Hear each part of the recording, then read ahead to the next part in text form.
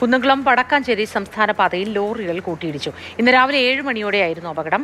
Oxygen സിലിണ്ടറുകൾ കയറ്റിവന്ന ലോറിയും അരി കയറ്റിവന്ന ലോറിയും കൂട്ടിയിടിക്കുകയായിരുന്നു. ഓക്സിജൻ സിലിണ്ടർ കയറ്റിവന്ന ലോറിയുടെ ഡ്രൈവർക്ക് സാരമായ പരിക്കുണ്ട്. ഇയാളെ കുന്നംകുളത്തെ സ്വകാര്യ ആശുപത്രിയിൽ പ്രവേശിപ്പിച്ചു. നിതിൻ തോമസ് ഉണ്ട് വിവരങ്ങളുമായി. നിതിന്, എങ്ങനെയാണ് അപകടം സംഭവിച്ചത്?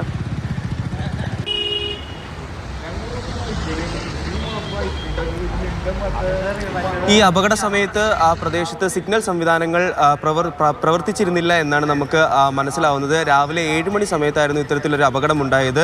ഇരുഭാഗത്തു നിന്നും വന്ന ലോറികൾ തമ്മിലാണ് കൂട്ടിയിടിച്ചത്. കുന്നംകുളം ഭാഗത്തു നിന്ന് വന്നിരുന്ന ഓക്സിജൻ സിലിണ്ടർ കയറ്റിയ ഒരു മിനി ലോറിയും അതുപോലെ തന്നെ കേച്ചേരി ഭാഗത്തു നിന്ന് വന്ന അരി കയറ്റിയ ലോറിയും തമ്മിലാണ് ഇത്തരത്തിലൊരു കൂട്ടിയിടിച്ച് അപകടമുണ്ടായത്.